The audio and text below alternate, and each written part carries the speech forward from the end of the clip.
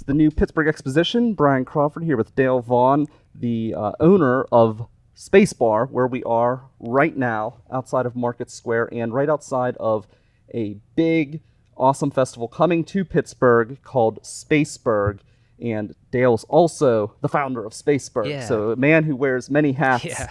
This bar is so cool. It's you're in space basically with you can see right now we have a rocket that's coming that you're going to see behind us as we're talking. Yeah. A big space station moving past us. My friend told me about this place, and I had never heard of it. So I come and I met Dale, and we had a Yeah. great conversation, Yeah. and I was blown away. It's really a cool space, especially if you're a nerd like me who loves sci-fi and is interested in the space industry. And this bar opened in 2023. I can't believe I didn't find out about it until 2024, which is shocking for me because I'm surprised nobody told me, So you come up with SpaceBurgh. Obviously, you're into space. Yeah. How did you get into space? Like, what sparked your interest in the space industry? Was it sci-fi or was it just? I was born into it. So my grandfather was an engineer at NASA during the Apollo era, and I grew up watching the stars. We did star parties all the time. And still to this day, anytime I'm around my family, we get out a telescope and we look at the sky. So I've been actively looking at the stars since I was very young, before I can remember, really. And then I didn't go the path of engineering. I went the path of writing and communications and stuff like that. So I ended up writing a science fiction novel myself. And I think that comes to, if you are interested in space, the space science fiction that's out there, there's a lot of great stuff. There's a lot of pulp as well, and some of that's totally fun. So I wanted to write and contribute to that kind of process, I guess, the idea of extrapolative thinking. And if you go to a world science fiction convention today, you'll find that actually there's a science track and a writing track, because they have actual scientists come and present what's new, what's cutting edge. So the idea that there's science being informed by fiction and fiction being informed by science. And it's a fascinating thing. So I've been involved in that kind of space science fiction for now 15 years. My brother's an astronomer, so it's in my family, it's in my bloodline, it's in who we are. And then also, I just think we're in an interesting time right now, right? We've got the best space science happening in the history of the world, obviously, right now. And we've got the best telescope ever conceived up in space right now, which was an incredible phenomenon. And here we are benefiting from that just at the beginning edge, I think, of the new space race. So I've been involved since I was a kid, and I'm excited about where it's going as an adult. I am as well. I know when President Obama decided to end the space shuttle the space shuttle program and move into the private sector, I was a little bit, I guess, disappointed or frustrated. And now I'm starting to see the wisdom behind that decision and how NASA is able to refocus on more on areas that maybe they weren't able to because they were spending so much money and so much time in the actual launching of people and satellites and things into space. Well, I think it's similar to the microprocessor boom. So the idea that you've taken the bottleneck out of NASA being the only ones who are essentially designing and launching rockets. Now you're allowing multiple entrants into that field, and it allows NASA to focus on what it does well, which is organize, plan, create the long-term vision, and do the science, the actual research that is required for us to do the next leap in space. So like if we're going to go to Mars and put people on Mars, there's a lot still to conquer. There's a lot of science to understand, and in order to do that, NASA needed much more iteration than they were able to do with just the shuttle program. The shuttle program was an incredible thing, and I'm sorry it's not around either, but I also think that where we are right now, with the space station coming down soon, there's going to be some new things, I think, coming very soon.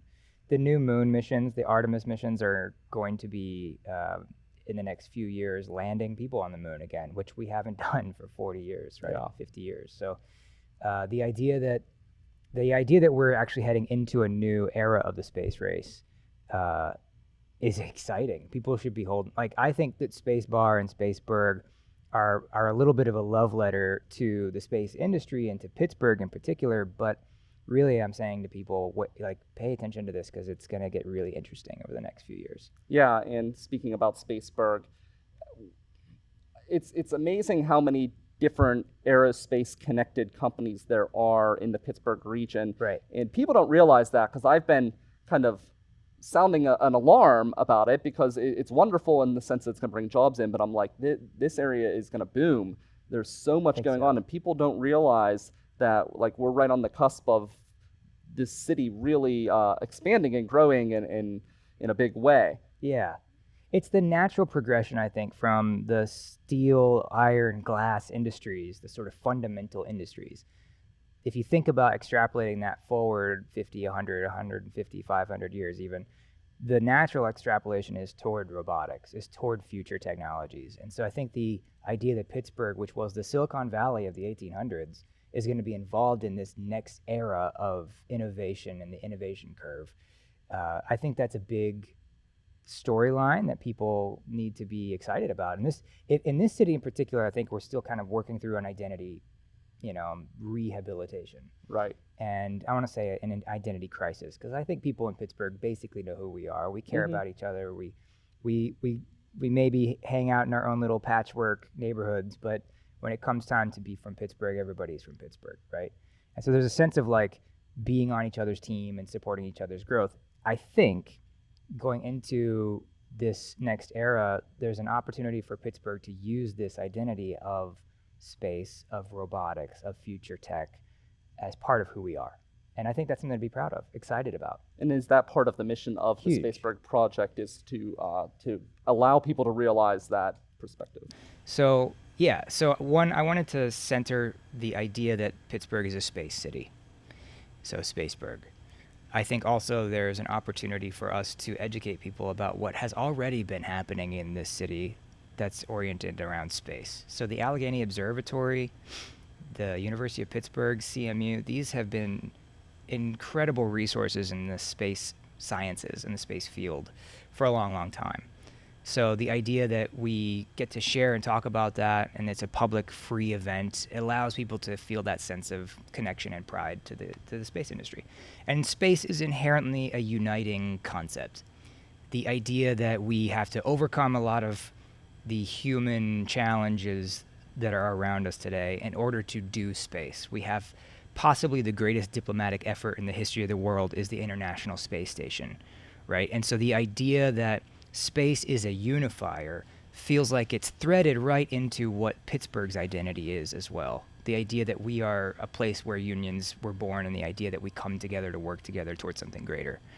I think that's the biggest part of SpaceBurgh. I also think it's just cool. Like, there's a lot of cool stuff going on in the city. There's a lot of cool stuff to participate in. The fact that NASA is sending an astronaut here. I was just going to say that. Yeah, speaking of cool stuff, that right there. Yeah, there's only been, I think less than 300 people in the history of the planet have ever been into space. And the fact that one of them is from here, and in fact, a few different astronauts are from this area, but that Woody Hoberg was on the space station last year. And this is a very recent astronaut. Yeah. I think that shows that NASA believes Pittsburgh is also a space city, that NASA sees this area as an important cauldron for learning and opportunity for people to come from this area and do big things. So the NASA astronaut coming here is from here and has been to space. I want kids, I want anybody who's from here to see that, hear him speak, ask him questions, and see the possibilities for themselves. Now, how did you make that connection? Did you just reach out to NASA and they're like, yeah, we're all about it, or how? One of our how did that happen? Programmers. So we have lots of really cool stakeholders who are doing programming with us. One of them is the Mars Robotics Association. And this is a group out of Mars, Pennsylvania, who are doing robotics programs for, I think, 4th grade through 12th grade. And so they are also involved in the Mars New Year, which is every other year in Mars, PA. Anyways, Jeff Beckstead, Dr. Beckstead, reached out to NASA. They have a previous relationship. with NASA and Mars New Year, and they brought them in. But basically, this is the thing. I put forward this wild idea that we could do this space festival for free in the public square, and Carnegie Science Center, Carnegie Mellon, University of Pittsburgh, Allegheny Observatory, Astrobotic, Mars New Year, Mars Robotics Association, and NASA jumped on board. They said, yeah, of course, let's do this. There was never a point where people thought that's a silly idea. They thought it was an obvious idea. Why haven't we already done this? This makes total sense. So the city of Pittsburgh is actually making a proclamation that Space Week in Pittsburgh will start on SpaceBurgh Day and go through the following weekend, which is the Keystone Space Collaborative event. The Keystone Space Collaborative is an industry, a space industry organization union. Like a trade association. Yeah, kind of deal. yeah. So that is an indicator that the city believes in this as well. And in fact, our first grant was a placemaking grant from the Pittsburgh Downtown Partnership, which is essentially an extension of the mayor's office. So the whole city's behind this. This is a very exciting thing for us. It's our first year, of course, and so it'll probably be our worst year. You know how that goes. Sometimes you might surprise yourself. You know, a lot of times things, even though it's, as someone who's put together a lot of big events, the first one you're waiting for things to go wrong, but sometimes, you know, even though behind the scenes it's chaos, to the public everything clicks and it's a great experience. I think the truth is that the content and programming of this event is going to be spectacular. I think the real challenge I'm trying to just sink my teeth into is how do we make sure that enough people who would love to be there know about it so that they come. And that way NASA and CMU and Pitt and the Carnegie Science Center, they see how much people are invested and interested in this and want to do it again next year. So I think that the program itself is going to be awesome, and I hope people come see it. What is going to be involved? I know there's going to be different exhibits from a lot of the different organizations around here, CMU, Astrobotic, the Allegheny Observatory, the Moonshot Museum, which is really a cool thing to check out and be able to see some of the stuff that they're working on to send up into space. That's right. What kind of exhibits are these organizations going to have on display here in the square? So we have set this up with 3 main programming tracks. One is robotics and engineering. So there will be an entire robotics tent that is doing demonstrations, and that will be multiple different robotics teams competing, doing some games, some interactive demonstrations so that folks can participate. And then Astrobotic will be part of that as well. There's a sense of like robotics and engineering being one whole quadrant of the square. And then another quadrant that's going to be astronomy and space science, and we will have telescopes out. We're going to have demonstrations from University of Pittsburgh, Carnegie Mellon University, West Virginia University, the Moonshot Museum, Carnegie Science Center, and others who are just talking about the science of space, the science of astronomy, the science of how do we identify things in space and what does that look like. So there's going to be lots of scopes to literally look through for people, which is cool. And when we talked about that before, I had voiced a concern about, the daytime, the city lights, and you told me I'm out of my mind. I don't know what I'm talking about. Did I? Oh, is that how I put it? Sorry about that. Maybe not. Maybe not quite so crudely, but we'll be looking at the sun. There is a star to look at. So they'll have solar filters for some telescopes. And right now, I mean, this past week was a big week for solar storms. We had the Aurora Borealis was visible throughout the city. So it'll be an interesting time to be looking at the sun, actually. So we'll be doing some of that. They also have some other exhibits that they'll just kind of show you what they're doing at the observatory or what they're doing in the physics department at Pitt or at CMU. So there's some really interesting stuff there. There's also some like mapping of different moons that people can see. That'll be interesting. The Moonshot Museum has, I think, a giant moon they're bringing out that people can look at, which is cool. So that's the one whole quadrant. And then we've got another quadrant that's space science culture, space science fiction, space culture, essentially. And this is where, your Star Wars and Trek and everything come into play, and people can actually participate in a lightsaber battle area. So the Pittsburgh Sword Fighters they represent the Saber Legion, which is a actual lightsaber battling group.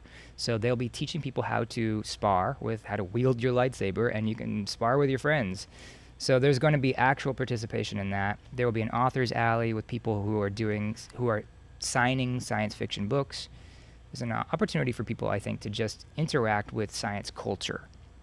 And I think most of us enter space science understanding through the culture, through Star Trek or through Star Wars or Firefly or whatever it is, or through the books, right? Like Hitchhiker's Guide is a big one for me. So that's an opportunity for people. And then we have a whole other quadrant that's just the stage. And that's where we're going to have interviews and slideshows of people, presenting interesting research. Woody Hoberg will be there at 5 o'clock to be interviewed by the kids in the Mars Robotics Association. We'll be interviewing him. And they have some great questions, so that's going to be fun.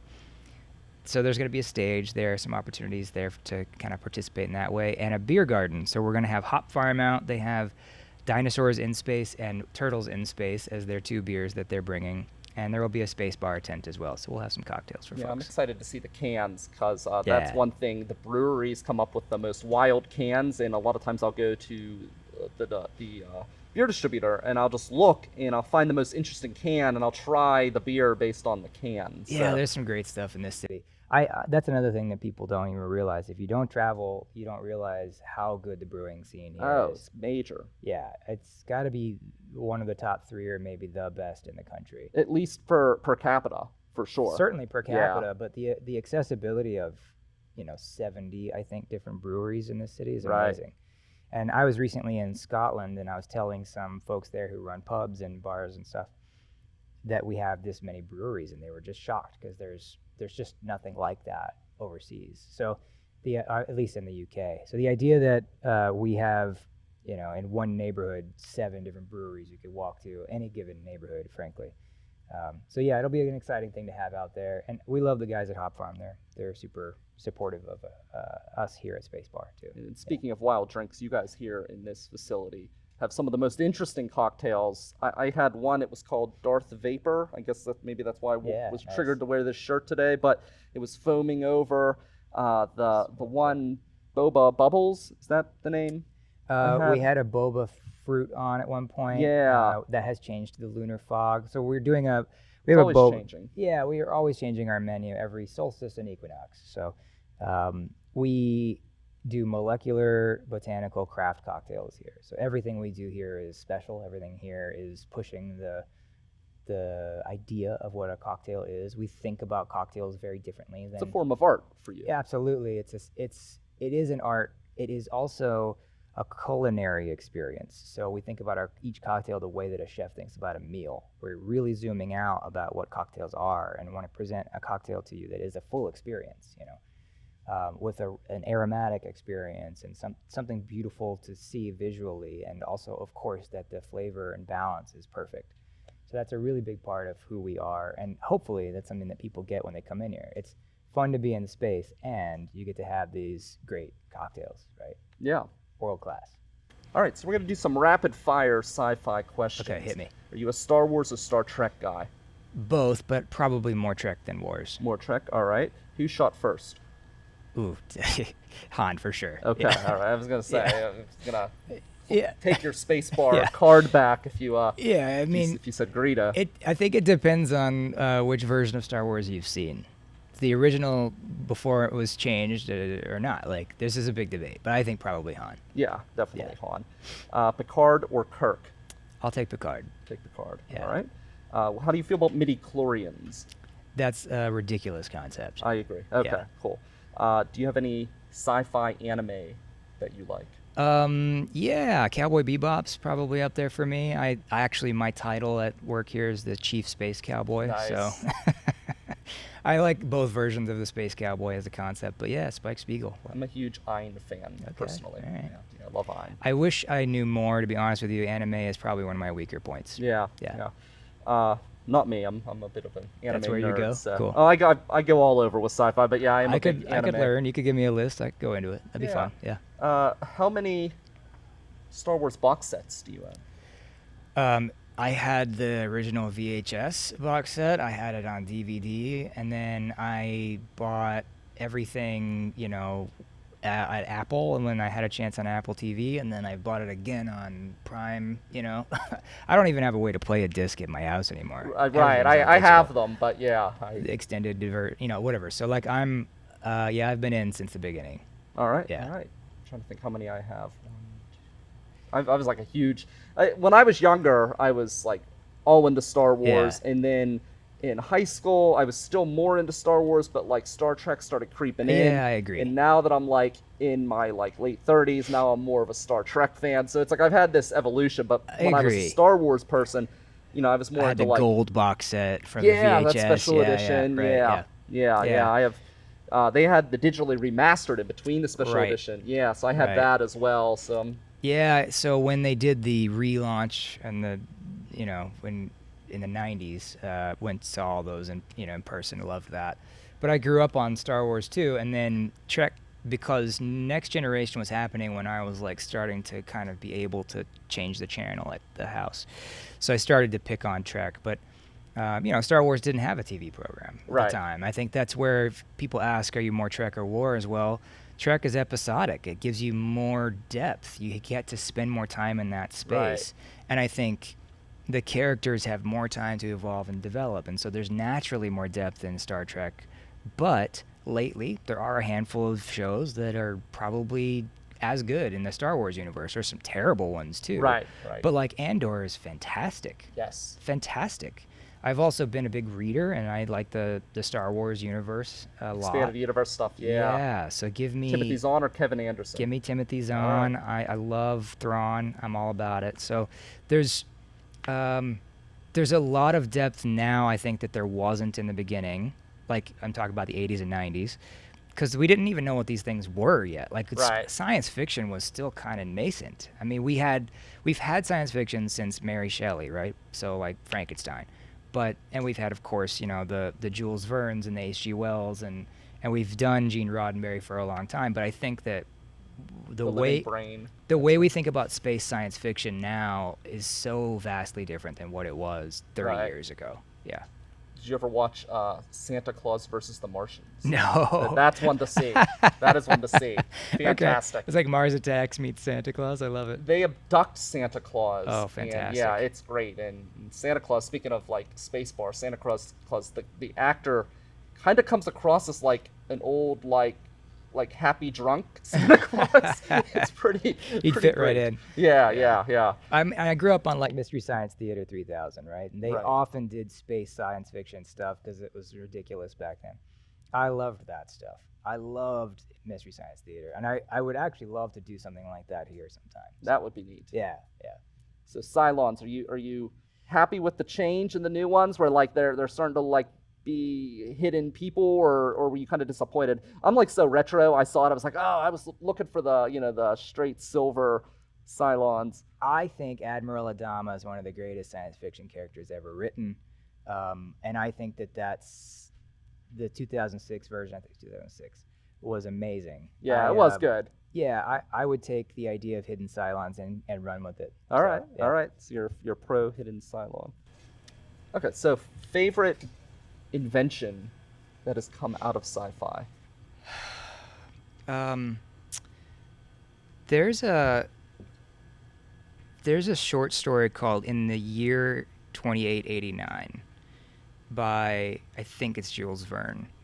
And in it, he is describing a lot of technology, and he was doing this in the 1890s or 1900. Anyways, he was describing a lot of technology that we have today that's incredible, that he could picture. And one of those is basically Zoom. He like 135 years ago came up with the idea of Zoom.